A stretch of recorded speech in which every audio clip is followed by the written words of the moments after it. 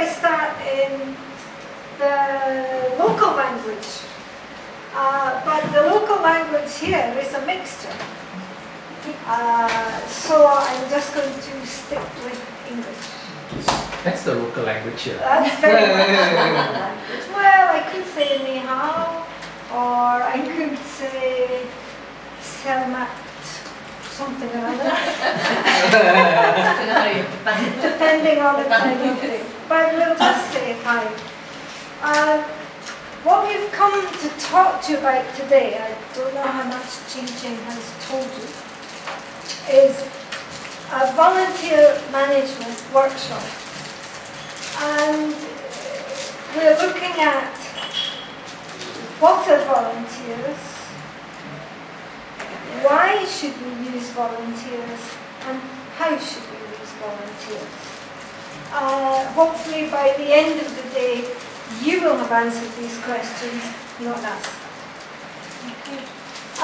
But we like to start so you know who you're talking to, and we like to know who we're talking to. So we have, first of all, we've got our names here, and I'll just very quickly tell you a little bit about Alan. He was an international company director, but he's escaped now. And he's advised the British governments, Japanese governments, then in West Africa, the Ministry of Health for a couple of years. Then in Cambodia, the Agriculture and Fisheries Ministry, and also Vietnamese. So a bit of government work. And what we reasonably recently finished was he was advising the National Trust in India, and that's an Indian government department which is about working with children with disabilities, children with cerebral palsy, with autism, and so on. And we were looking at strategic planning and volunteer management there. That's an old one, you can tell. I lectured in business computing, and I've also got about 25 years of experience in the voluntary sector in the UK. In West Africa, I worked with an association of blind people, looking at how they could make themselves more credible. They did great work, but they had no recording system, so money came in and went here, and then went there, and it was all good work, but no one could see that, no one could understand, so we looked at making them more accountable. And then I went to the Cambodian government, and I was looking at management systems there. And in India, I was working with people with hearing disabilities, which is why I thought maybe sign language. But I've forgotten it, so it's good that you don't need sign language. Okay, now that's who we are. Normally, we deliver this workshop to about 50 or 60 people at a time. And normally, we do it over a period of 3 days. So you're getting a very shortened version. That may be good, it may be bad. But when we've got a huge group, we ask people to be very short about how they introduce themselves. So I'm going to ask Alan first to do a very short introduction of himself to show you what I mean. I only want his name and one interesting fact about him. So Alan, can you do that? Hello, my name's Alan Rickman. About 15 years ago, I fired a missile at the Great Wall of China.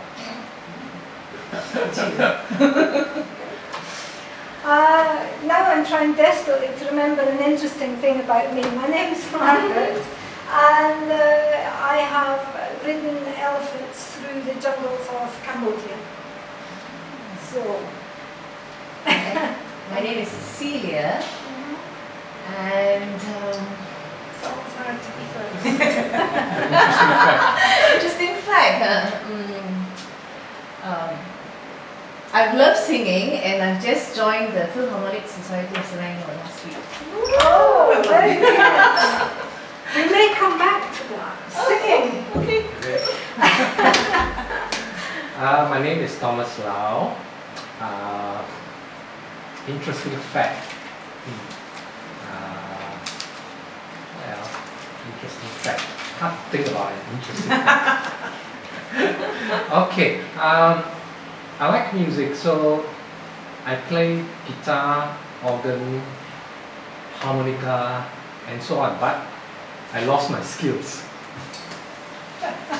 Perhaps you two can get together. That's an interesting fact. I understand that problem. I lost my skills. Okay, I myself, the interesting fact about me is that I love the outdoors. I love going to, I love hiking. Okay. In Malaysia? Yeah. Not too hot? I love it. I don't mind being outside. Not a problem. Yeah.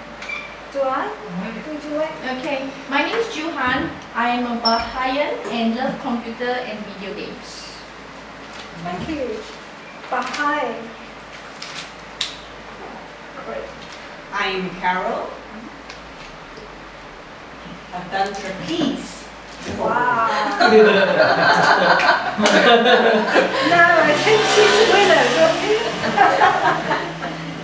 Thank you for that. And so we've got Carol, Joanne, Aisha, Thomas, and Cecilia.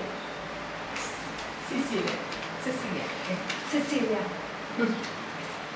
Okay. So what we're aiming to do today is to think about managing volunteers, think about the best practice, and thinking about the best, recognizing the best advice on supporter and volunteer management in Malaysia.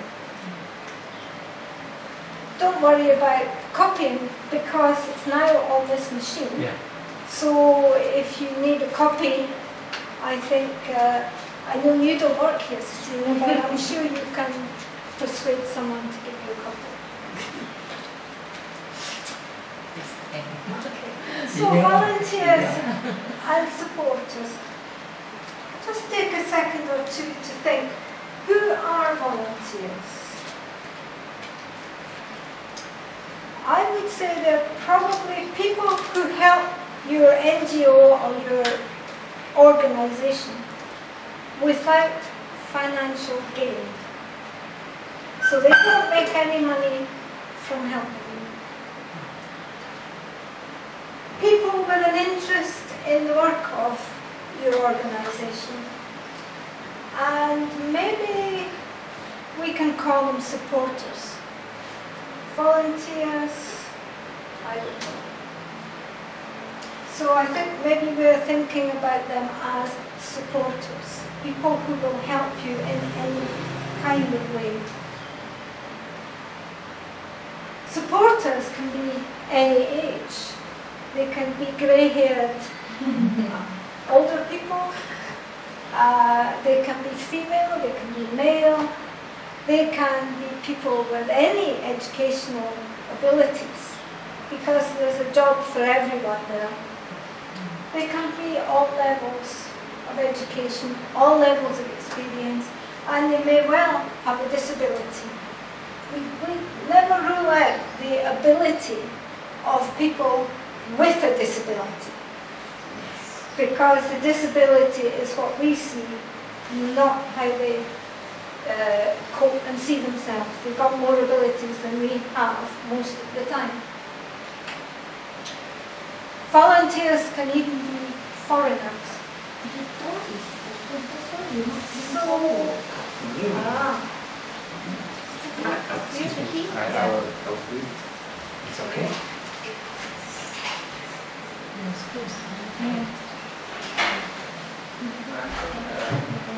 Is this here? this is in India. this was in a small school for children with disabilities in Jaipur, in India. So volunteers can be foreigners as well as local people.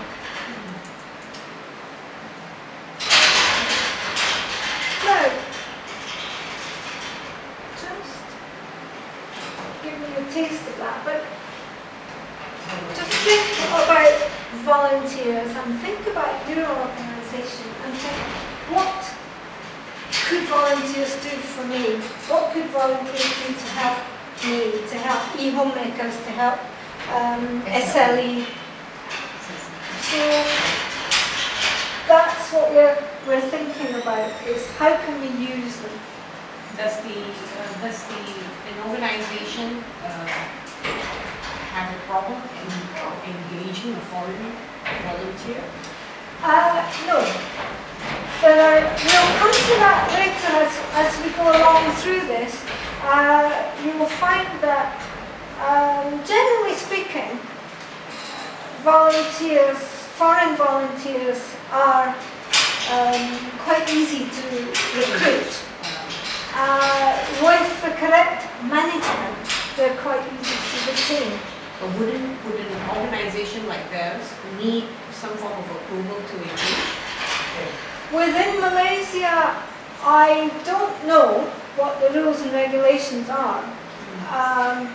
What I do know is that if you come on a tourist visa, like as a British person on a tourist visa, you have 90 days and you are not supposed to engage in any paid employment. So that regulation I know. Other than that, I don't know Malaysian regulations. But in terms of actually recruiting, managing, working with, we'll look at that as we go along. But if you're going to use foreign volunteers, you need to think very carefully about a whole range of issues, and you need to check that with your own authorities. In India, there was a lot of use of foreign volunteers, but your visitor visa for India, again, I think, didn't actually allow you to do voluntary work. But you did have a 6-month visa, so you could perhaps stay with an NGO and return their hospitality. So there was probably ways around it. That sounds nice. Retain the hospitality. Somewhere around. So we travelled all around looking at different NGOs in India and also looking at other NGOs in other countries. And the amount of different jobs that volunteers do is huge and not always recognised. We'd go to an NGO and we'd say, have you got any volunteers? And they'd say, oh no volunteers, terrible, can't get volunteers, oh, what are we going to do? And then we'd talk a bit more and we'd say, do you have a board? Yeah, we've got a board. Do you pay the people on your board? No. How, what do they do for you? Oh, well, they check that we're running things properly, they set policy. Are they not volunteers? Never thought that way. People who do administration. I mean, this chap was working with an Indian NGO looking after their account and sorting all that out for him. He was an accountant who I think had probably got sick, probably had difficulties with the pressure of work and eased back, but still wanted something fulfilling to do. So he was doing that. People help with accounts, they give support in the office, they help with computers, because sometimes you don't need a permanent computer person, but you need a troubleshooter to come in. Like us, they sometimes come along and do a bit of training, or like for e-homemakers with your baskets, they will go out and sell. So a lot of different things that volunteers can do. They teach craft skills. They go out into the community as community workers. We saw a lot of that in India, where the villages are so far away. They would have workers there. They do counselling. I think your organisation probably Yes, is. our councils. They provide physical support for women. Often women, who've got children with disabilities, need some kind of help to get their children to school or to cope with other work while the children need a bit of care and attention. Fundraising is another thing that volunteers are often very helpful in doing. For example, these three ladies, they're an example of people who have very high qualifications. They're all lawyers, well qualified ladies, but in India, if you're a well qualified lady but you marry a man who's got a good job and a reasonable amount of money working, no, you don't do that. But you've got servants, you've got staff to do all the jobs, which I can never get my head around either. But so these three ladies, they went to the Blind People's Association in Medbad and they said, what can we do to help? We would like to maybe record tapes for you and so on. So they started by recording things for blind people. And then they thought, we can do more. We've got lots of friends. So they began a group and they called themselves the Hope Aunties. And they raised enough to employ 2 teachers full-time for the school. And then they went on to another project. So getting groups like that is very possible. I think it's possible in Malaysia too, with the right approach. I think there are probably people in Malaysia who would like to help and support organisations, but don't know where to go. Now, some NGOs have got over 1,000 supporters or volunteers. Some don't have any volunteers. Some think they've got no volunteers, but they've got about 150 in the background. This lady is a mistress of fundraising. She is phenomenal. Okay. So, just for a very short couple of minutes, just have a think amongst yourselves. What do volunteers do in your organisation? And you can list down in your notes, what do they do? What kind of jobs do they do? We'll only spend about 2 minutes on this because we're getting 3 days into 3 hours.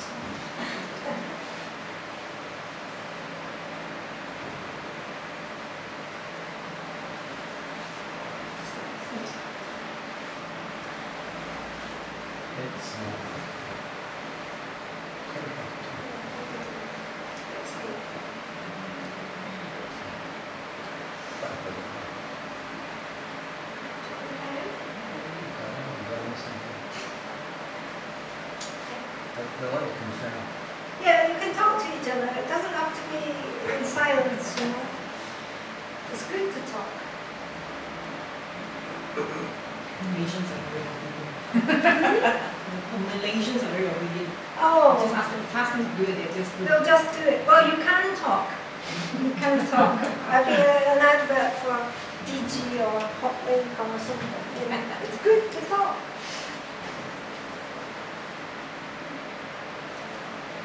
Okay, let's. I can see there's some thinking going on. So let's just take a pause and come up with what you've got so far, so we're not spending too long.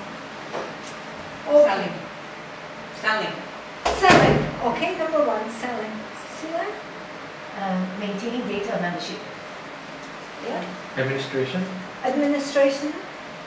Many of the eco-plastic booths that we want to have. Okay, so that's selling, but also maybe Marketing. marketing also.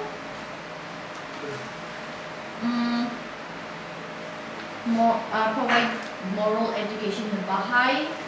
Provide moral education. Yeah, that's good. Yeah, yeah. So they can come in to help the young people in your organisation. Let's move on so that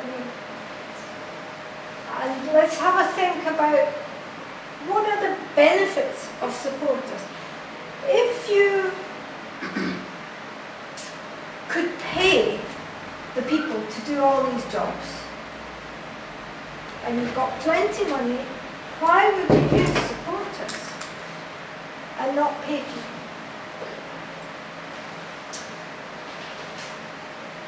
You get a wide range of personal experience. If you have a member of staff, they have their own skills, but they will, like all of us, have gaps in their skills. So maybe using supporters, you get a wider range of experience. They may have skills that are missing in your NGO. So you may find that there's an expert fundraiser out there who could help you. Sometimes they're willing to work odd hours. When I was working, I liked to work my office hours and then go home and cook the dinner or eat the dinner that was cooked for me, or, you know, talk to my children, whatever. I didn't want to work Saturdays, Sundays, because Monday to Friday I'm working all day. But a volunteer might want to work different hours.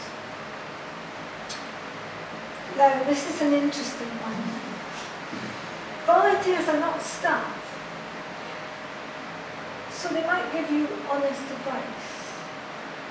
I'm not saying that your staff are dishonest, but sometimes they're very diplomatic. And it may be that, you know, you're asked, well, do you think we should sell these baskets at this event? And you think, well, you know, but you don't like to say no. But if the person, if your boss says to a volunteer, do you think we should spend 3 days at an event selling baskets where we might sell only 20 baskets and it's going to cost us? The volunteer may well say to your boss, well, think about it. Think about the figures, think about the pros and cons of this. Maybe it's not a good idea. So often, honest advice. The volunteers can bring wider community support. We've all got neighbours, families and so on, so the more contacts you have, the more support you can get. And they can also be a source of funds. So, have a think again, and you are allowed to talk to each other, honestly. Think about why it would be good to have volunteers in your organisation.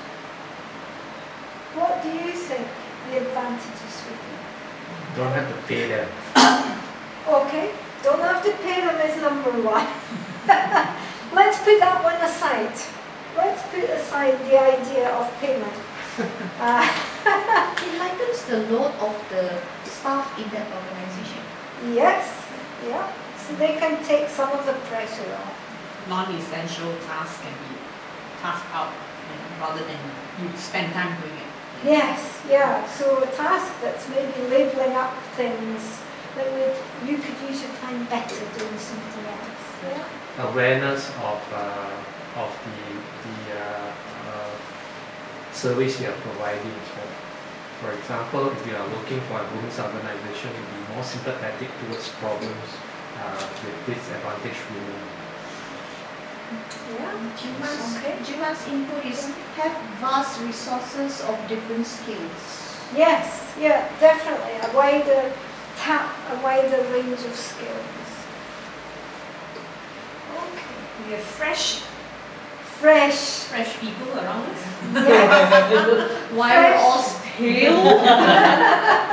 Fresh, not fresh jaded, air. not pressured by the day-to-day worry of getting all the phones answered and the letters out. Yeah. Good. So we're agreed that having volunteers, having supporters is useful.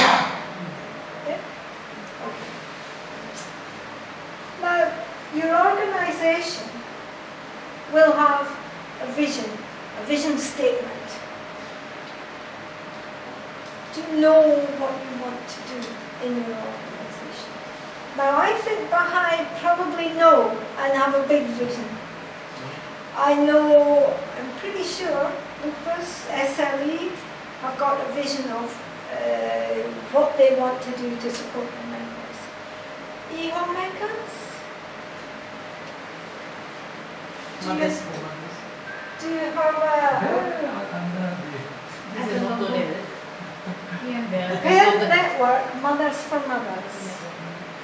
Okay, that's a strapline, but is there a written vision? What is going, what's going to be? How are these mothers going to be better by EHOM Makers' existence? So that's the kind of thing you're thinking about in a vision. If your organization's vision is clear and written down, for preference, you can transmit that to volunteers. Volunteers will understand much better what it is you do and why they should help you. So that vision has to be clear to the staff, clear to the managers, and clear to the volunteers.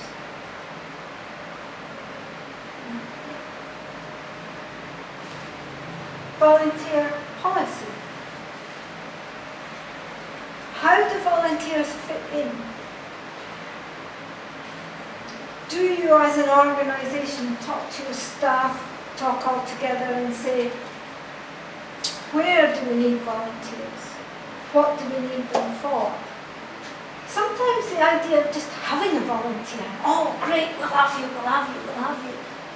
Then what? So you need to think, talk to your staff, talk among yourselves. What is it we really need volunteers to do?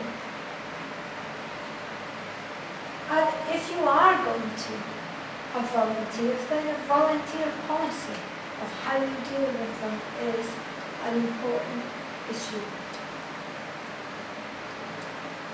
The people you're seeing on all these slides, by the way, are all volunteers. Mainly Indian, but not all.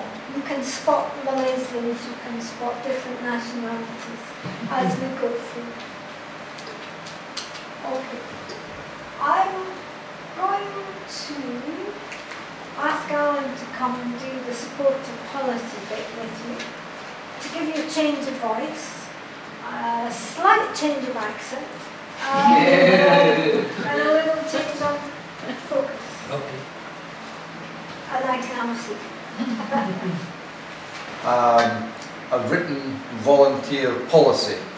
Okay, we've spoken to many NGOs, and some of them quite big NGOs with hundreds of staff and thousands of volunteers, and we said to them, "Do you have a volunteer policy?" And they say, "Oh yes," and we say, "Oh great. Can you share it with us?" And they say, and the chief executive will say, "Well, actually, it's in here," and it isn't actually written down. So, what we're going to look at are some issues which appear in the volunteer policies of other NGOs, just to give you some flavour. Okay. An important first one is that volunteers are respected people, but they're different from staff. Okay, they have a different status and a different job. The organisation recognise that volunteers will benefit from working from the NGO. Now, when I say benefit, I don't mean monetary benefit, but they get something out of it. Volunteers volunteer for a reason, and we're going to explore that this afternoon. So it's important to understand that volunteer for your organisation for a reason, and it's for their own reason. And we'll go into that in more detail. Not necessarily, in fact, not ever, money, but there is benefit. It's important in Malaysia, as it is in many other countries across the world, to say that volunteers will never be used instead of staff. Okay? Now, if you as an organisation are going to be bringing in volunteers, you may have 100 staff and 1,000 volunteers, or you may have 10 staff and 100 volunteers. The staff need to know that their jobs will never be threatened. Okay? That gets particularly important during times of industrial action. So for instance, say you have an organisation which employs teachers, and you also have volunteers who are assisting the teachers, which happens in many organisations. You need to be sure that your policy says that if the teachers go on strike, you won't use the volunteers to replace them. Okay, so if you are going to bring volunteers into your organisation, you need to be quite sure that you say the staff's job is not threatened by volunteers. Otherwise, the staff will not allow them in and won't cooperate with them. So maybe the better word to use is employee.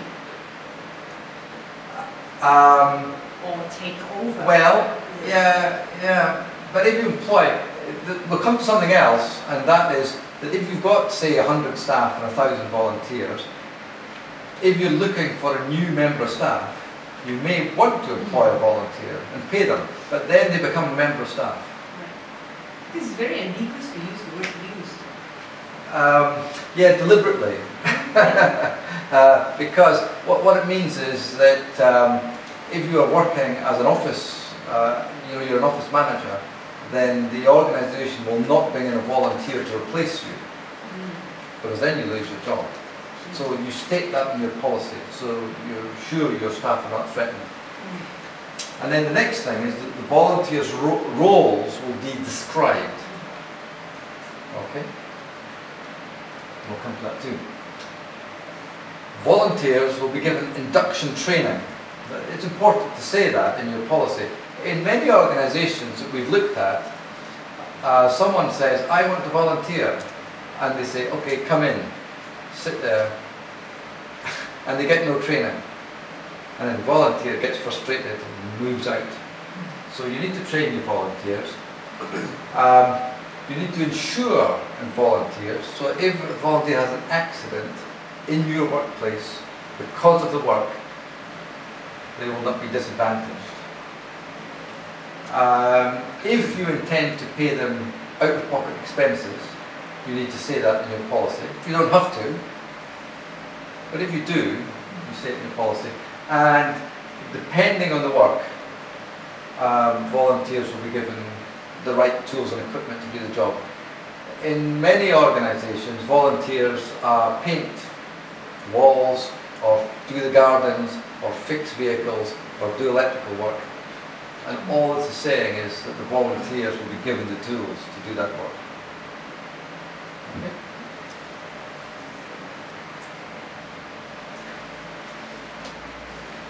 It's important that the volunteer is supervised. So if a volunteer comes in, the volunteer needs to know who his or her boss is. Who do they report to? Otherwise, you get a lot of volunteers floating around the organisation who don't know who they report to, they don't know who the boss is.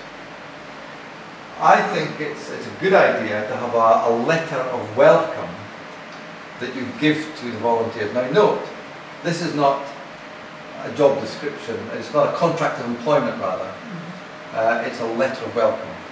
Okay? But it does specify what the volunteer is there to do.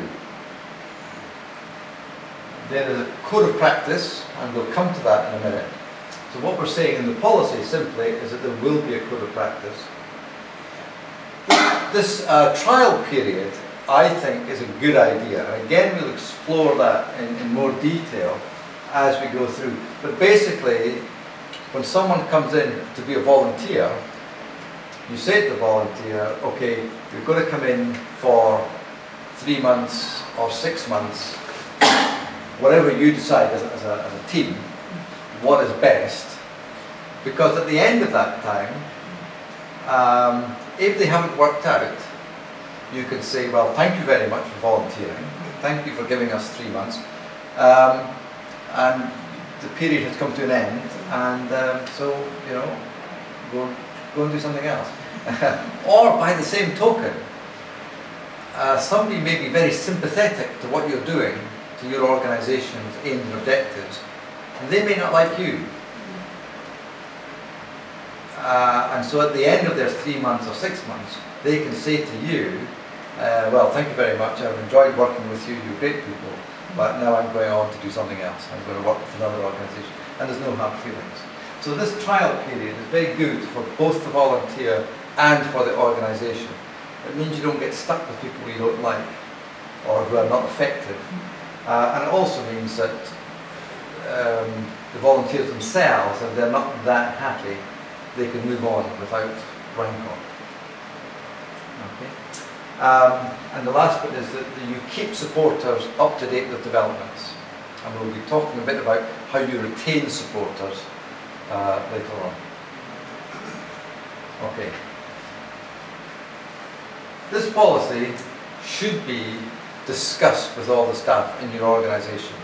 So when you are drafting up your policy, you need to make sure, if you're the chief executive, that you sit down with all of your permanent full-time staff and say, But can I just say this? But a volunteer shouldn't be saying that, okay, I'm gonna do this, I won't do that.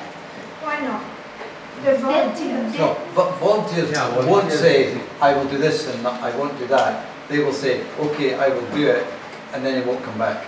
If they don't like it, they won't come back. They'll do it once and never again. So that's another thing for after Okay. coffee break. Now, you're all volunteers. Look at what Cecilia's put up. What questions? Well, essential skills: compassion, patience, good listening ear, empathy. Okay. Desirable, willing to learn. Good. Knowledge of SLE. Counsellors need to provide counselling to patients at clinics and hospital. So you know you're going to be working in hospital on your own, probably, once a week or twice a week. Depends on you as a volunteer, I suspect, and it depends on when the clinics are. And you're going to be doing it for 3 or 4 hours. And full training will be given? Yes? Yeah. Well, I mean, Yes, I would, yes. if I was going to volunteer Yeah, to work with you, training. I would like full training before I became a counsellor. Okay, you're the volunteers now. What are we counselling on? What questions are you going to ask Cecilia? What are we counselling on? What are you counselling on? What kind of counselling? I don't think it's more on counselling, I think it's more on listening. Just got para counsellors. So what is part? Because we knowledge of SLE lah. So we have knowledge of SLE. You will know that this patient's, what is this disorder? So maybe you need to train a little bit more of what. Yeah. So to get volunteers, you're going to need to say full training will be given, because you won't be dropped in at the deep end. Yeah. You will be trained and checked that you are a good counsellor before they'll let you out. Yeah. So that's good. Will I be counselling a group of people, or will it be like a one-on-one counselling? Okay, good question. Yeah. Okay. Johan, questions? You sure? Yeah. Okay. So you see the sort of thing. We're just trying to get you. Yeah. So you've got to think. Put yourself in the mind of the volunteer. Okay. Okay. Next question. Okay. What's the next question? Where's the coffee? Where's the coffee? Okay, we've got a coffee break.